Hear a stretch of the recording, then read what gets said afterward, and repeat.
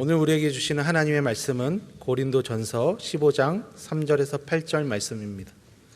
고린도전서 15장 3절에서 8절 말씀입니다. 신약성경 281면에 있습니다. 제가 봉독하겠습니다. 내가 받은 것을 먼저 너희에게 전하였노니 이는 성경대로 그리스도께서 우리 죄를 위하여 죽으시고 장사 지낸 바 되셨다가 성경대로 사흘 만에 다시 살아나사 게바에게 보이시고 후에 12 제자에게와 그 후에 500여 형제에게 일시에 보이셨나니 그 중에 지금까지 대다수는 살아있고 어떤 사람은 잠들었으며 그 후에 야고보에게 보이셨으며 그 후에 모든 사도에게와 맨 나중에 만삭되지 못하여 난 자 같은 내게도 보이셨느니라. 아멘. 여러분, 기독교의 최대 난제는 바로 이 부활입니다. 정말로 예수께서는 육체로 다시 살아나셨는가? 아니면 그저 예수가 부활하기를 원하는 희망사항을 가지고 있는 사람들이 꾸며낸 이야기인가? 그저 신화에 불과한 것인가? 교회를 다니면서도 이 부활의 문제가 믿어지지가 않아서 마음속으로 고민하고 있는 분들도 아마 있을 겁니다. 여러분, 세상 사람들도 예수님의 십자가는 대개 다 믿습니다. 예수가 십자가를 지셨다, 죽으셨다. 이건 믿어요. 왜냐하면 너무도 많은 역사적인 자료가 있기 때문입니다. 실제로 빌라도 법정에서 재판을 받지 않았습니까? 또 로마 법에 의해서 사형 판결을 받습니다. 그리고 실제로 이 사형을 집행한 로마 병사들이 있습니다. 예수의 죽음을 똑똑히 두 눈으로 목격한 많은 목격자들이 있습니다. 그래서 하나님을 믿지 않는 불신자들도 예수님의 십자가 그리고 예수라는 이 인물 실제 있었다, 이건 믿어요. 흔히 4대 성인을 이야기하지 않습니까? 교회 바깥에서 4대 성인 중에 한 사람으로 예수님을 늘 언급을 합니다. 그러니까 예수께서 실존했던 인물이었다, 그런 이야기죠. 여러분, BC와 AD로 인류의 역사를 나누지 않습니까? BC는 Before Christ, 예수님 전, AD는 아노 도미니, 예수님의 해, 예수님 이후. 그러니까 예수라는 이 인물을 기점으로 해서 인류의 역사가 기원 전과 귀원 후로 나누는 것이지요. 근데 부활은 좀 이거하고 다릅니다. 부활에 관한 대부분의 자료들, 이 성경에 국한이 되어 있습니다. 자, 그러므로 이렇게 보면 부활을 믿느냐 마느냐, 이 문제는 바로 성경을 믿느냐 마느냐, 이 문제하고 아주 직결이 됩니다. 여러분, 신학이라는 것은 이런 내용들을 다뤄요. 신론, 인간론, 기독론, 구원론, 교회론, 종말론, 이런 내용들을 다루는 게 신학입니다. 근데 이 모든 신학의 내용 이전에 맨 먼저 등장하는 게 뭔가 하면 바로 성경론입니다. 성경론. 성경을 어떤 책으로 받아들일 것이냐, 성경에 접근한 태도가 어떤 것인가, 여기에 따라서 그 위에 쌓아 올려놓을 모든 신학의 내용은 천차만별로 다 달라지게 됩니다. 성도 여러분, 우리가 가지고 있는 이 신앙, 이 귀한 믿음은 바로 성경의 증거 위에 서 있습니다. 그러면 오늘 본문을 보면 3절에서 사도 바울은 성경대로 그리스도께서 우리 죄를 위해서 죽으셨다. 4절에 이어서 성경대로 그가 죽은 자 가운데서 살아나셨다. 성경대로를 외치고 있습니다. 그러므로 그리스도의 죽음은 어느 날 갑자기 이루어진 것이 아닙니다. 그리스도의 부활은 우연히 일어나는 일이 아닙니다. 성경대로 이미 오래전에 하나님께서 구약 성경 여기저기에 앞으로 오실 메시아가 우리 인류의 죄를 대신 짊어지시고 십자가에 죽을 것을 예고하셨습니다. 그런데 그것만 예언하시는 것이 아니에요. 하나님께서 아주 오래전부터 여러 선지자를 통해서 죽은 그리스도가 반드시 사흘 만에 다시 살아날 것이다, 부활할 것이다, 이게 예고가 되어 있어요. 자, 그러므로 바울은 부활을 어디에 호소하는가 하면 맨 먼저 권위 있는 성경에 호소를 합니다. 성경대로. 성도 여러분, 우리 예수님께서도 자신의 부활을 구약 성경을 인용하면서 호소를 하십니다. 마태복음 12장을 보면 그 바리새인들과 서기관들이 예수님을 책잡기 위해서 이런 요청을 합니다. 선생님, 당신이 만일 하늘로부터 오는 그런 하나님의 아들이라면 우리에게 표적을 보여주십시오. 우리 눈 앞에서 뭔가 큰 기적을 한 가지 보여주십시오. 그러면 우리가 믿겠습니다. 그때 예수님께서 말씀하십니다. 이 악하고 음란한 세대에게는 요나의 표적 외에는 보여줄 것이 없다. 요나가 큰 물고기 뱃속에서 밤낮 사흘을 있었던 것처럼 인자도 땅속에 사흘을 머물러야 하리라. 그리고 예수께서 사흘 후에 무덤을 깨뜨리시고 다시 부활하실 것을 암시하는 이런 말씀 내용을 이야기를 하세요. 예수님께서도 구약성경 요나서를 인용을 하시면서 자신의 부활을 암시를 하십니다. 누가복음 24장을 보면 부활하신 날, 바로 그날 예수께서 제자들 앞에 나타나십니다. 자기 몸을 보이세요. 눈으로 예수님을 봅니다. 손으로 부활하신 예수 그리스도를 만져봅니다. 여러분, 이것보다 더 강력한 물리적인 증거가 있을까요? 다른 증거가 필요 없잖아요. 내가 내 눈으로 똑똑히 보고 내가 내 손으로 부활하신 예수님의 몸을 만져본다면 이것 이상 다른 증거가 필요 없지 않겠습니까? 그럼에도 불구하고 예수님께서 맨 나중에 어디에 자신의 부활을 호소를 하는가 하면 바로 성경입니다. 모세의 글과 선지자의 글과 시편에 자신에 관한 자세한 내용을 풀어서 설명을 해주세요. 인자가 이런 고난을 받은 다음에야 부활할 것을 기록하고 있는 그 내용들을 설명을 해주시면서 성경을 통해서 부활을 깨닫게 하십니다. 그러니까 몸의 부활, 육신으로 이미 부활하셨고 물리적으로 충분히 그 부활을 증명할 수 있는데도 거기서 그치지 않으셨다고요. 예수님이 자신의 부활을 최종적으로 호소한 곳은 어딘가 하면 바로 하나님의 말씀인 성경입니다. 자, 그러므로 예수 그리스도 부활하셨다, 진실로 부활하셨다, 그리스도가 부활하셨다는 것을 최종적으로 권위 있게 증거하는 것은 무엇인가? 가장 권위 있는 예수 그리스도의 부활의 증거, 그것은 바로 성경입니다. 최종 권위를 가지고 있는 게 바로 하나의 말씀이에요.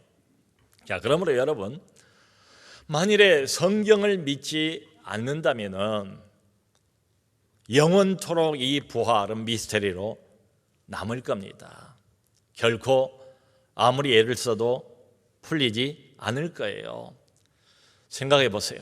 전무후무한 기적 아닙니까? 부활이라는 것이 인류 역사상 단 한 번밖에 없잖아요. 그런데 이것을 과학으로 풀 수 있겠습니까? 이것을 사람의 논리로 풀 수 있겠습니까? 불가능해요. 서구 교회, 특별히 유럽 교회들이 얼마나 형편없이 지금 전락해버리고 말았습니까? 오래된 교회는 되게 관광주로 변해버렸습니다.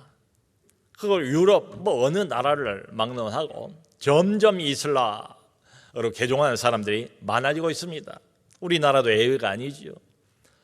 그리고 이슬람 사원인 모스크가 점점 많아지고 있습니다. 여러분, 그런데 이 모든 기독교의 침체 현상 그 밑바닥 저변에 깔려있는 게 뭔가 하면 성경에 대한 신뢰의 상실입니다. 그게 짙게 깔려있어요. 여기저기에서 한때 찬란했던 기독교를 자랑했던, 신앙을 자랑했던 그런 나라들, 기독교 문화가 약해지고 기독교가 형편없이 약화된 근본 이유가 뭘까? 그 근본 이유는 다른 것 아닙니다. 성경을 더 이상 하나님의 말씀으로 믿지를 못하는 거예요. 대신에 인간의 이성, 인간의 생각, 인간의 논리, 이런 것들이 판단의 기준이 됩니다. 그러므로 밖에 나가서 성경, 우리처럼 성경을 이야기하는 이런 사람들을 세상은 고리타분한 이런 사람으로 봅니다.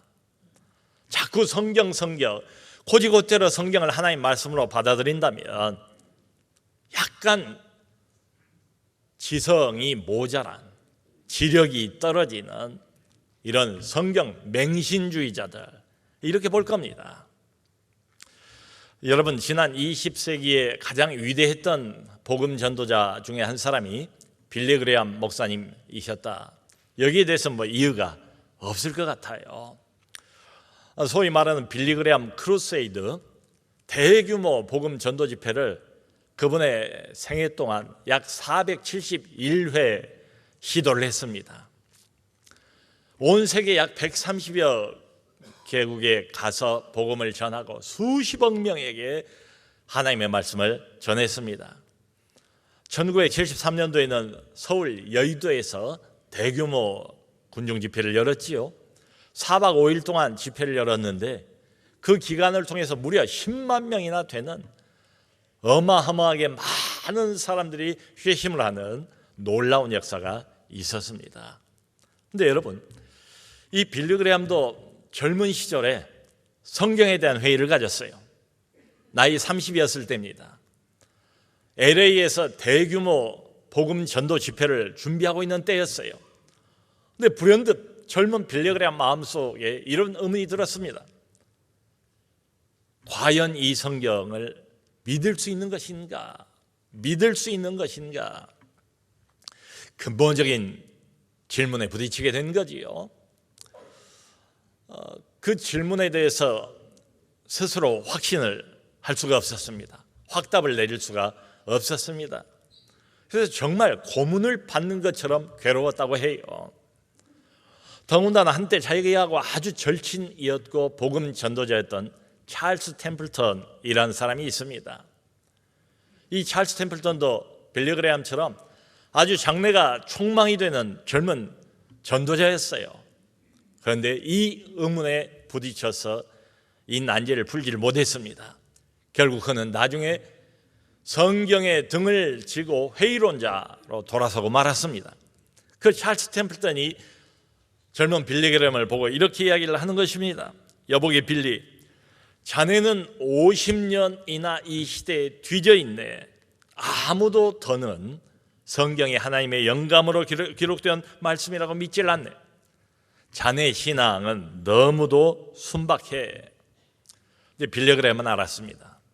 만일에 이 성경을 내가 믿을 수 없다면 지금 이 자리에서 단 한 발자국도 앞으로 전진할 수 없다는 것을 알았어요. 고민하면서 성경을 묵상하면서 기도했습니다. 이러기를 수없이 반복을 했답니다. 그러다가 결국은 그 고통이 절정에 이르렀을 때 이 성경책을 붙들고 하나님 앞에 털썩 주저앉았답니다. 무릎을 꿇었대요. 다른 사람들이 제기하는 소위 철학적인 질문, 심리학적인 질문에 대해서 자신이 다 풀 수가 없고 대답할 수가 없다는 것을 정직하게 하나님께 아뢰었습니다. 그리고 난 다음에 성령을 힘입어서 이렇게 고백을 했다는 거예요. 하나님 아버지, 그럼에도 불구하고 저는 믿음으로 이 책을 아버지의 말씀으로 받아들이겠습니다. 지적인 어떤 회의 그리고 지적인 어떤 의문보다 믿음을 더 앞세우겠습니다. 성경이 하나님 아버지의 영감으로 된 말씀임을 저는 믿겠습니다. 믿기로 결심을 한 거예요. 그리고는 모든 의문과 족쇄와 어둠에서 풀려났습니다. 그리고 이때부터 찰스 템플턴과는 완전히 다른 길을 걷기 시작했습니다. 이 템플턴이라는 사람은 나중에 결국은 불가지론자가 됐어요. 감히 하나님은 안 계시다, 신은 없다, 그렇게는 내가 말을 못하겠다. 하나님이 계신다 해도 그분은 알 수 없는 분이다. 그분은 불가해한 분이다. 불가지론자로 돌변하고 말았습니다. 그리고 나중에 이 템플턴이 책을 하나 썼는데 제목이 하나님과의 이별, 하나님과의 작별, 이게 이 사람 책의 제목이에요. 그 안에서 기독교를 아주 신랄하게 비난을 합니다. 기독교 신앙이라는 것은 시대에 뒤떨어지고 논증으로 밝혀질 만한 것이 사실상 없으며 갖가지 표현을 통해서 때때로 개인과 사회에 해악을 끼치는 것이다. 이런 식으로 말이죠. 여러분, 우리 주변에 보면 진심으로 믿음을 갈망하는 사람들이 있어요. 믿음 갖기를 원해요. 하나님을 만나기를 원해요. 근데 소위 말하는 지적인 장벽, 여기에 가로막혀서 주저앉고만 사람들이 적지가 않습니다. 여러분, 그런데 현대인들만 이렇게 부활을 못 믿는 게 전혀 아니에요. 이미 1세기 때 초대교회 당시에도 교회 안에도 부활을 못 믿는 사람들이 있었습니다. 여러분, 1세기 이때가 어떤 때입니까?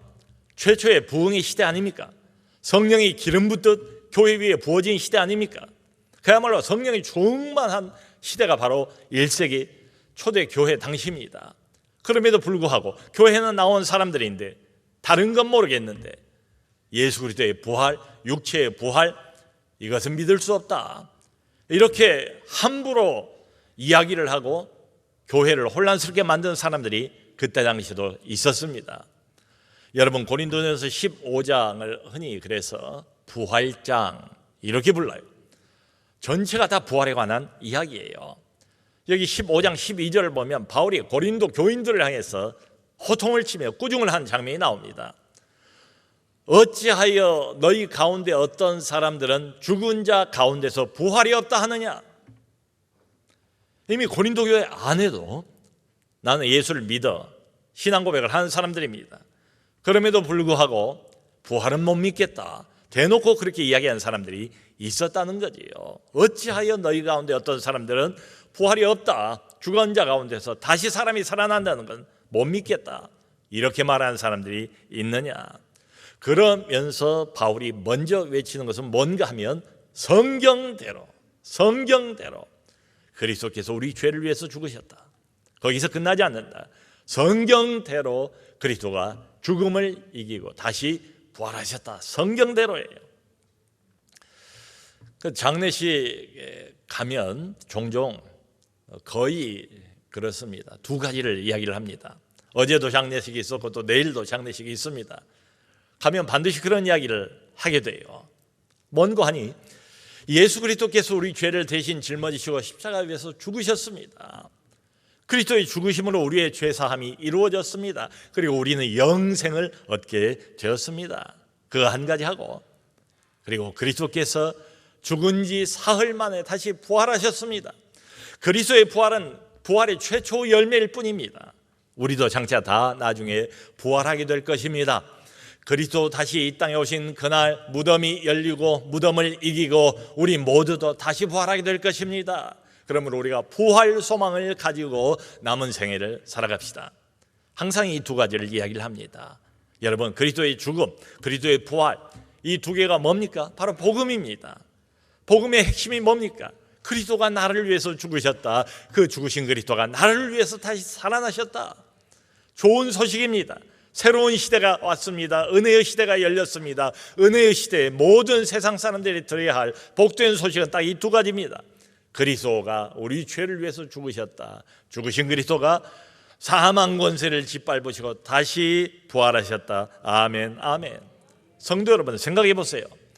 제가 뭐라고, 무슨 권위를 가지고 그 엄숙한 자리에서 죽음 앞에서 감히 이런 이야기를 하겠습니까? 그건 할 수 있습니다. 외칠 수 있습니다. 100% 확신을 가지고 선언할 수 있습니다. 왜요? 성경대로, 성경이 그렇게 말하고 있기 때문이죠. 그런데 오늘 본문을 보면 사도 바울은 성경만 이렇게 그리스도의 부활을 증명하고 있는 것은 아니라는 거예요. 한 가지가 더 있습니다. 길게 바울이 3절부터 5절부터 8절까지 나열을 합니다. 실제로 예수께서 부활하신 것을 본 사람들이 있다. 적지 않은 많은 사람들이 부활하신 예수 그리스도, 부활하신 육체를 직접 목격을 했다는 겁니다. 맨 먼저 등장한 사람의 이름이 게바입니다. 예수께서 게바에게 먼저 나타나시고, 이 게바는 아람어입니다. 우리가 잘 알고 있는 베드로, 그 사람입니다. 성경을 종합을 해보면 가장 먼저 예수님이 부활하신 그 날 부활을 본 것은 막달라 마리아입니다. 그런데 지금 이 편지는 공식적으로 객관적으로 권위 있게 교회를 향하여 그리스도의 부활을 증거하고 있는 그런 내용으로 서술이 되어 있습니다. 그렇기 때문에 예루살렘 교회의 대표라고 할 수 있는 베드로 이름을 맨 먼저 여기 언급을 하고 있는 거지요. 사도들 중에서, 여러 사도들 중에서 가장 먼저 그리스도의 부활을 본 사람은 바로 베드로입니다. 여러분, 베드로가 어떤 사람입니까? 감정이 수시로 바뀐 사람이지요. 예수님을 향해서 여러 사람들 앞에서 나는 주와 함께 감옥에도 죽는 자리까지 가겠습니다, 큰 소리를 쳐놓고 조금 있다가 자기 입으로 그것을 부인하고 배반한 사람 베드로, 참 못 믿을 사람입니다. 신뢰하기가 어려운 사람이에요. 신중하지 못한 사람처럼 그렇게 보입니다.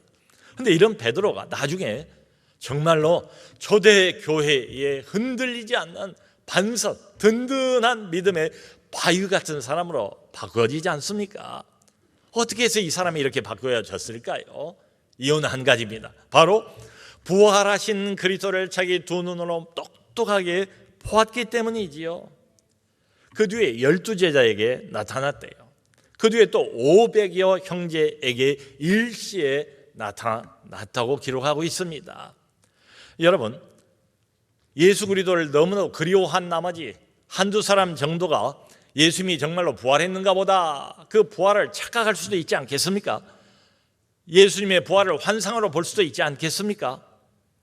아니면 너무도 예수님을 그리워한 나머지 헛것을 볼 수도 있지 않겠습니까? 여러분, 그런데 한두 사람이 아니고 12사람이, 한 번은 500여 사람이 한꺼번에 동시에 부활하신 예수를 목격했다는 거예요. 여러분, 한두 사람 정도가 아니고 이렇게 많은 사람들이 동시에 부활하신 예수를 볼 수가 있습니까? 집단 최면입니까? 이런 환상이 동시에 가능합니까? 그게 아니지요. 실제로 부활하신 걸 본 거예요. 이 고린도전서를 기록한 것이 약 AD 55년경 정도 됩니다. 그러니까 예수님께서 죽으시고 난 뒤에, 또 부활하시고 난 뒤에 20년 이상이 흘렀어요. 상당히 많은 세월이 흘렀지요. 근데 바울이 뭐라고 여기서 논증을 하고 있는가 하면, 예수 그리스도가 부활한 것을 목격한 그 500여 형제들, 어떤 사람들은 죽었다. 20년이 흘렀으니까 죽은 사람도 있었겠지요. 근데 그 다음에 바울이 뭐라고 말합니까?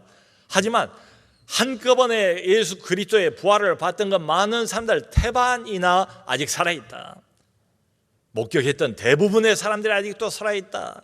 이 말이 뜻하는 건 뭐겠습니까? 그러므로 여러분들이 부활을 못 믿겠거든 살아있는 그 사람들을 찾아가서 직접 물어보시라. 그러면 그 사람들이 20여 년 전에 자기 두 눈으로 500여 명의 다른 사람들과 함께 똑똑히 목격했던 부활하신 그리스도에 대해서 분명하게 증거할 것입니다. 이런 이야기지요. 그 다음에 예수님께서 야고보에게 나타나셨대요. 여러분, 여기 이 야고보는 예수님의 동생 야고보입니다. 예수님이 장남이셨잖아요. 육신적으로는. 이 가족들이 예수가 메시아이라는 걸 못 믿어요. 같이 가난한 목수의 아들로 태어나서 가난한 집안에서 어려운 살림을 함께 경험을 하면서 함께 먹고 함께 마시면서 자라났던 자기의 맏형인 예수를 어떻게 동생들이 메시아로, 하나님의 아들로, 신으로 생각할 수 있겠습니까? 가족들 전체가 예수가 처음에는 미쳤다라고 생각을 했어요. 야고보도 예우가 아니었습니다. 근데 이 야고보가 나중에 예루살렘 교회의 수장이 됩니다. 예루살렘 교회를 기도의 무릎으로 지킨 사람이 바로 이 야고보라고 하지 않습니까? 어떻게 이 야고보가 이렇게 변화가 됐을까요? 이유는 딱 한 가지지요. 부활하신 뒤에 부활하신 예수 그리스도를 자기 두 눈으로 똑똑하게 목격했기 때문입니다.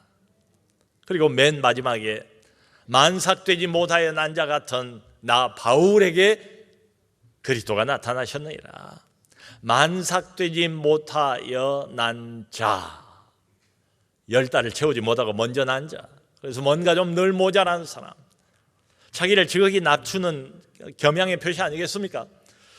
여러분, 예수를 만나기 전에 바울이 했던 일은 예수 핍박꾼이었습니다. 교회 핍박자였습니다.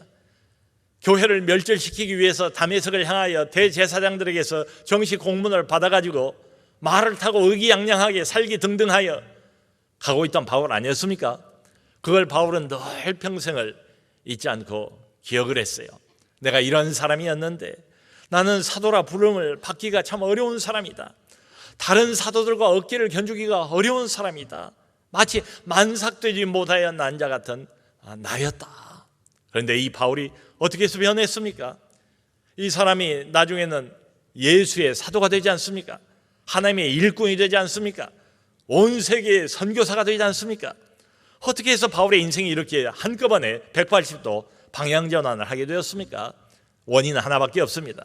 바로 다메섹을 가던 그 도상에서 부활하신 그리스도, 빛보다 더 찬란한 부활하신 그리스도를 직접 만난 거예요. 목격한 거예요.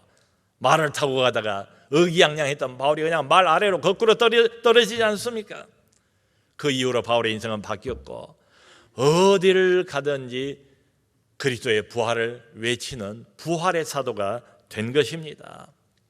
아마 우리 중에 어떤 사람들은 목사님, 나도 부활을 한 번만 보기만 하면 믿겠습니다. 부활하신 그리스도를 이 사람들처럼 한번 보여만 주신다면 나도 얼마든지 믿을 것 같습니다. 이렇게 생각하는 분들도 있을 거예요. 여러분, 축구 선수 중에 이영표 선수를 아시죠? 이영표 선수가 이런 이야기를 해요. 자기는 정말로 기독교를 부인하고 싶었대요. 보니까 이 기독교인들처럼 말과 행동이 다른 사람들이 없더래요. 그리고 얼마나 기독교는 이기적인지, 다른 종교는 그래도 타 종교를 인정을 하는데 오직 기독교만은 얼마나 독선적인지, 얼마나 배타적인지, 이것만이 진리고 이걸 믿어야만 생명을 얻을 수 있다, 이렇게 떠드니까 정말 기독교 믿고 싶지 않았대요. 부인하고 싶었대요, 자기가 개인적으로는. 그런데 보니까요, 역사적으로 기독교를 인정하고 있더라. 인류 역사가 기독교를 인정하더라는 거예요. BC와 AD가 갈라지는 이유도 바로 예수 때문이고, 왜 우리가 일주일을 6일도 아니고 8일도 아니고 7일로 정해서 살아가고 있지요? 성경을 보면 하나님께서 온 세상을 6일 동안 다 창조하시고 그리고 7일째 안식하시고 쉬셨다는 거예요. 그 하나님의 7일째 안식과 쉬시는 것을 기념을 하면서 우리가 지금도 일주일을 7일로 삼고 살아가고 있지 않느냐는 거지요. 그러니까 자기는 개인적으로는 기독교가 싫고 부인하고 싶은데 역사가 기독교를 인정하고 있더라. 그래서 고민이 생겼대요. 그래서 자기가 마음속으로 이렇게 기도를 했답니다. 하나님, 정말로 저들이 믿고 있는 기독교라면 나는 안 믿고 싶습니다. 그런데 하나님이 정말 살아계시다면 내게 한 번만 나타나 보여주십시오. 하나님을 한 번만 내가 내 눈으로 보면 믿겠습니다. 만일 그게 어려우시면 내 지금 이 탁자 위에 컵이 놓여 있는데, 물컵이 놓여 있는데 이 물컵이 탁자 위에서 조금 이렇게 올라갔다가 공중부야했다가 다시 내려오도록 그것만이라도 좀 보여주세요. 기도를 했대요. 결국 이 이영표 선수가 부활하신 그리스도를 어떻게 경험했는가 하면 일상생활을 통해서 경험을 하게 된 거예요. 여러분 2002년도 여름에 월드컵이 있지 않았습니까? 월드컵이 잘 끝났지요. 그리고 감독이었던 히딩크 감독은 자기 나라인 네덜란드로 갔어요. 그래서 아인토벤이라는 그 구단의 감독이 되었습니다. 근데 이영표 선수가 월드컵이 끝나고 난 뒤에 꿈이 하나 생겼대요. 뭔고 하니 기왕의 축구 선수로 여기까지 살아왔는데 세계 최고의 선수들과 함께 한번 뛰어보고 싶다. 유럽 진출을 희망을 했대요. 근데 자기의 체격 조건으로 보면, 자기의 체력으로 보면 도무지 이건 불가능한 일이란 걸 잘 알았답니다. 조건이 안 되는 거예요. 그래도 이제 막 믿기 시작했으니까 하나님께 기도하면 된다고 말을 하니까 새벽마다 6개월 동안을 하나님 앞에 나가서 기도를 했답니다. 하나님, 나를 유럽으로 나갈 수 있도록 좀 길을 열어주세요. 좀 도와주세요. 인간적으로는 자기 외모나 조건이나 이런 것들이 자격이 안 되고 아는 사람도 없고 연줄도 없고, 그래서 이제 계속해서 새벽마다 하나님 찾고 매달리고 기도하고 6개월을 그렇게 기도를 했답니다. 근데 6개월 뒤에 하나님이 응답을 주시더래요. 그 날짜까지를 생생히 기억하고 있더라고요. 2002년 11월 24일 날 예배 중에 하나님께서 갑자기 마음이 뜨거워지는데 그렇게 말씀을 하시더래요. 내가 너를 유럽으로 반드시 보내주겠다. 이게 내가 헛것을 들었나, 지금 내가 착각을 한 것 아닌가, 이게 아니고 듣자마자 하나님이 내게 말씀을 해주시는구나, 확신이 오더래. 그래서 바로 듣자마자 성경책에다가 날짜를 적고 하나님께서 내게 유럽으로 보내주시겠다고 말씀하셨다. 나중에 혹시 하나님이 마음을 바꾸실까 봐서 증거를 들이대려고 그래 적었다는 거예요. 그러니까 그 뒤로 바로 확신이 생기더래요. 나는 유럽 나가겠구나. 참 엉뚱하지요. 여러분, 부활하신 그리스도가 이런 식으로 우리의 기도를 들으십니다. 응답하십니다. 우리를 인도하세요. 그로부터 딱 2주일 뒤에 갑자기 히딩크 감독이 한국으로 들어오셨습니다. 그리고 자기를 불렀어요. 아무 생각 없이 갔답니다. 자기 예전에 감독이니까 바로 그 자리에서 아인토벤 스카웃을 제안을 하더래요. 그리고 한 달 뒤에 정식으로 사인을 하고 자기가 유럽으로 진출하게 되었다는 거예요. 여러분, 부활하신 예수께서 나와 함께 계시다. 우리가 육신의 눈으로 그것을 볼 수는 없다 할지라도 예수께서는 부활하심을 우리가 알지 않습니까? 부활하신 예수가 우리와 함께 있다는 것을 우리는 믿지 않습니까? 이처럼 기도 응답을 통해서 부활하신 예수 그리스도를 얼마든지 경험할 수가 있습니다. 예수께서는 지금도 부활하셔서 살아계세요. 이번에 고난주간 집회 때 참 오랜만에 마음 놓고 여는 집회이기 때문에 참 많은 기도를 많은 사람들이 해온 것 같아요. 저는 그렇게 기도를 했습니다. 주님, 꼭 우리 모두에게, 남녀노소 모두에게 은혜가 되는 이런 분을 보내주세요. 여러분 어떻습니까? 매일 저녁마다 정말 참 달콤한 하나님의 은혜를 맛보지 않았습니까? 부드럽고 재미있고 모두에게 은혜로운 이런 분을 보내주셨어요. 부활하신 그리스도께서 기도에 응답을 하신 거지요. 그리고 마지막 날에는 성만찬이 있었습니다. 3년 만에 여는 성만찬이니까 또 얼마나 기도를 많이 했겠습니까? 주님, 오랜만에 갖는 이 성만찬, 주님의 몸과 피를 기념하는 이 귀한 예식에 많은 성도들이 참여하게 도와주세요. 그리고 진행 과정에도 주님이 순적하게 진행될 수 있도록 인도해 주세요.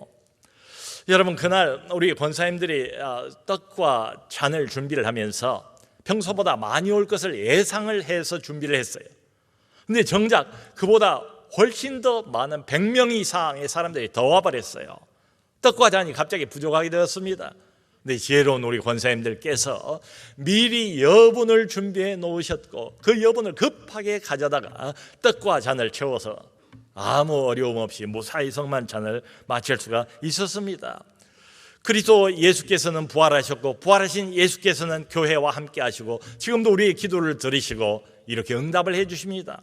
부활하신 그리스도께서 고난주간 집회를 축복해 주시고 마지막 성만찬을 축복해 주신 것으로 믿습니다. 성도 여러분, 생각해 보세요. 만일 어떤 사람들이 말하는 것처럼 예수의 제자들이 예수님의 시체를 숨겨다가 놓고 그리고는 떠들기를 부활했다 이런 거라면 자기들이 알 거 아니에요. 거짓말이라는 것을. 생각해 보세요. 한두 번은 그 거짓말을 할 수 있을지도 모르지만 끝까지 자기의 목숨을 내놓으면서까지 부활을 옹호할 사람이 있을까요? 순교를 각오하면서까지 부활을 외칠 사람이 있겠냐고요. 그건 불가능하죠. 베드로전서 1장 8절은 이렇게 말합니다. 예수를 너희가 보지 못하였으나 사랑하는도다. 여러분 보세요. 1세기 때에도 몇 사람 빼고는 모두가 다 예수를 보지를 못했어요. 부활하신 예수를 목격한 적이 없습니다. 보지 못했지만 사랑한대요. 이제도 보지 못하나 믿고 말할 수 없는 영광스러운 즐거움으로 기뻐하니 지금도 보지를 못했대요. 우리 중에 예수 그리스도 부활하신 것을 본 사람이 있습니까? 없습니다. 저도 평생 동안 지금까지 목회를 꽤 오래 해왔지만 부활하신 예수 그리스도를 내 눈으로 목격해 본 적이 없어요. 그래도 우리는 믿습니다. 주어도 의심 없이 믿습니다. 어떻게 해요? 바로 이 부활을 기록하고 있는 성경 말씀을 믿기 때문입니다. 성경을 눈으로 읽습니다. 그리고 성경을 하나님의 말씀으로 곧이곧대로 1.1획도 틀림이 없는 하나님의 말씀으로 영감받은 말씀으로 믿습니다. 성경의 기록을 믿습니다. 그러므로 부활을 믿습니다. 여러분 그것뿐만이 아니죠. 지금도 우리는 우리 안에 와 계신 부활의 영이신 성령을 통해서 부활하신 예수 그리스도를 얼마든지 수시로 일상생활 속에서 경험할 수가 있습니다. 기도를 통해서 부활하신 예수를 경험할 수가 있고 기도 응답을 통해서 부활하신 예수를 경험할 수가 있고 부활하신 예수 그리스도께서 나를 지키시고 나를 걸음걸음 인도하시는 이런 경험들을 통해서 얼마든지 예수 그리스도 부활하셨다, 진실로 부활하셨다, 이것을 믿을 수가 있어요. 여러분 여기 이 제자들을 보십시오. 얼마나 약한 사람들입니까? 얼마나 못난 사람들입니까? 얼마나 초라한 사람들입니까? 얼마나 배반하기 잘한 사람들입니까? 얼마나 예수를 멸시하고 핍박했던 사람들입니까? 그런데 이런 사람들을 부활하신 예수께서 다 변화시키지 않습니까? 이들을 이 배반한 자들을 다 물리치시고 외면하신 것이 아니라 이들을 찾아오십니다. 이들에게 다시 은혜를 베풀어 주십니다. 이들의 심령에 감동을 주십니다. 결국은 변화시키셔서 복음의 증인으로, 부활의 증인으로 만들어 놓지 않습니까? 바로 이것입니다.